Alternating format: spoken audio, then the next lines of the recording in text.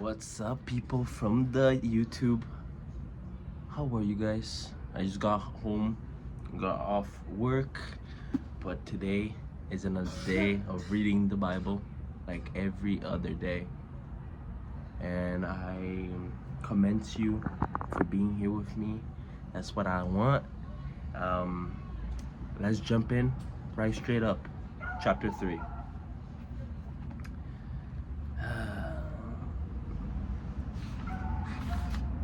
The fall. Now the serpent was more crafty than any of the wild animals the Lord God had made. He said to the woman, "Did God really say, 'You must not eat from any tree in the garden?'" The woman said to the serpent, "We may eat fruit from the trees in the garden, but God did say, 'You must not eat fruit from the tree that is in the middle of the garden, and you must not touch it, or you will die.'" "You will not certainly die," the serpent said to the woman, "for God knows that when you eat from it, your eyes will be opened, and you will be like God, knowing good and evil." When the woman saw that the fruit of the tree was good for food and pleasing to the eye, and also desirable for gaining wisdom, she took some and ate it. She also gave some to her husband who was with her, and he ate it. Then the eyes of both of them were opened, and they realized they were naked. So they sewed fig leaves together and made coverings for themselves. Then the man and his wife heard the sound of the Lord God as he was walking in the garden in the cool of the day. And they hid from the Lord God among the trees of the garden. But the Lord God called to the man, "Where are you?" He answered, "I heard you in the garden, and I was afraid because I was naked, so I hid." And he said, "Who told you that you were naked? Have you eaten from the tree that I commanded you not to eat from?" The man said, "The woman you put here with me, she gave me some fruit from the tree, and I ate it." Then the Lord God said to the woman, "What is this you have done?" The woman said, "The serpent deceived me, and I ate it," never owning up to their own mistakes. So the Lord God said to the serpent, "Because you have done this, cursed are you above all livestock and all wild animals. You will crawl on your belly, and you will eat dust all the days of your life. And I will put enmity between you and the woman, and between you, your offspring, and hers. He will crush your head, and you will strike his heel." To the woman he said, "I will make your pains in childbearing very severe. With painful labor you will give birth to children. Your desire will be for your husband, and he will rule over you."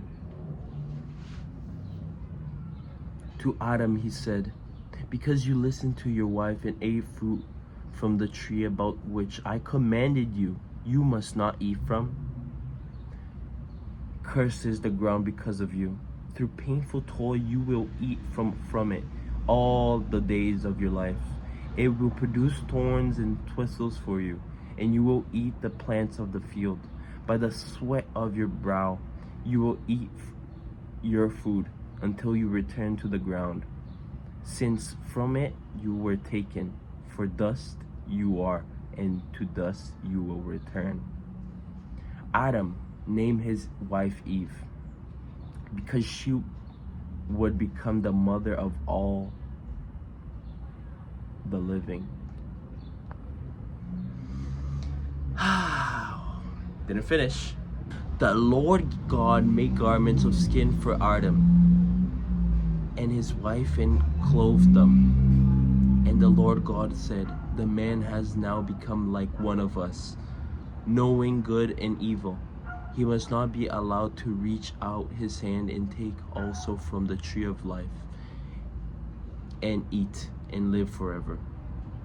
So the Lord God banished him from the Garden of Eden to work the ground from which he had been taken. After he drove the man out, he placed on the east side of the Garden of Eden, cherubim and flaming sword flashing back and forth to guard the way of the tree of life. We were kicked out of the tree of life in the Garden of Eden.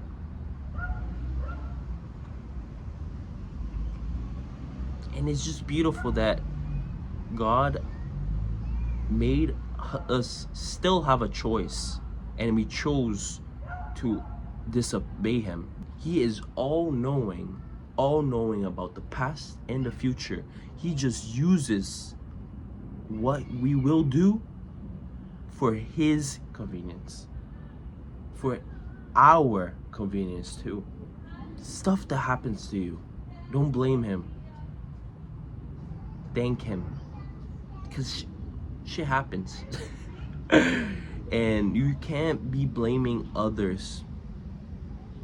You can't be blaming others. Shit happens and you just have to own it. Going to the second generation of humans, Cain and Abel.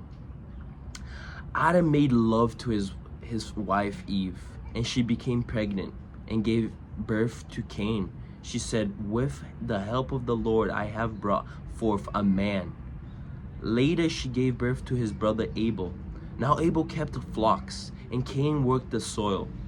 In the course of time, Cain brought some of the fruits of the soil as the offering to the Lord, and Abel also brought an offering, fat portions from some of the firstborns of his flock. The Lord looked with favor on Abel and his offerings, but on Cain and his offerings he did not look with favor. So Cain was very angry, and his face was downcast. Then the Lord said to Cain, "Why are you angry? Why is your face downcast? If you do what is right, will you not be accepted? But if you do not do what is right, sin is crouching at your door. It desires to have you, but you must rule over it."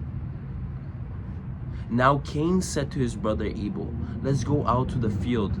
While they were in the field, Cain attacked his brother Abel and killed him. Then the Lord said to Cain, "Where is your brother Abel?"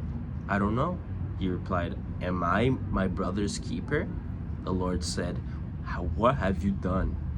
Listen, your brother's blood cries out for me from the ground. Now you are under a curse and driven from the ground, which opened its mouth to receive your brother's blood from your hand. When you work the ground, it will no longer yield crops for you. You will be restless wanderer of the earth," meaning he never dies. Cain said to the Lord, "My punishment is more than I can bear. Today you are driving me from the land, and I will be hidden from my presence. From your presence, I will be a restless wanderer of the earth, and whoever finds me will kill me." So he thought. But the God said to him, "No, not so. Anyone who kills Cain will suffer vengeance 7 times over." Then the Lord put a mark on Cain so that no one who found him would kill him. So Cain went out from the Lord's presence and lived in the land of Nod, east of Eden. Cain made love to his wife, and she became pregnant and gave birth to Enoch. Cain was then building a city, and he named it after his son Enoch. To Enoch was born Irad, and Irad was the father of Mehujael, and Mehujael was the father of Mehujael, and Methuselah was the father of Lamech. Lamech married 2 women, one named Ada and the other Zillah. Ada gave birth to Jabal. He was the father of those who lived in the tents and raised livestock. His brother's name was Jabal. He was the father of all who played stringed instruments and pipes. Zillah also had a son, Tubal-Cain, who forged all kinds of tools out of bronze and iron. Tubal-Cain's sister was Noamah. Lamech said to his wives, Ada and Zillah, listen to me. Wives of Lamech, hear my words. I have killed a man for wounding me, a young man for injuring me. If Cain is avenged 7 times, then Lamech 77 times. Adam made love to his wife again, and she gave birth to a son and named him Seth, saying, God has granted me another child in place of Abel. Since Cain killed him, Seth also had a son, and he named him Enosh. At that time, people began to call the name of the Lord. So we see that we sin against God, but he eternally didn't fully wipe us out. He just, okay, you are now not glorified in presence of me. And the beautiful part is the ending. And it's not even the end. It's beautiful that we're not even in the end of what God has promised us. We're just in the middle of it, you know? And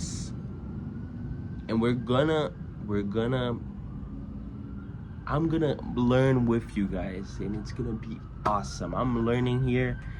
Cain was the first murderer of our world, and he probably is perusing around here.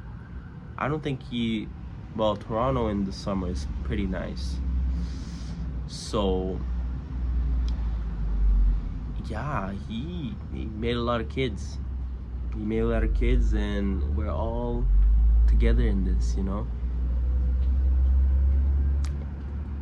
I'm glad that I'm here with you guys. I'm glad that shit happens, but we have to stick together and take the fault. If it's your fault, take it fully and be proud of it.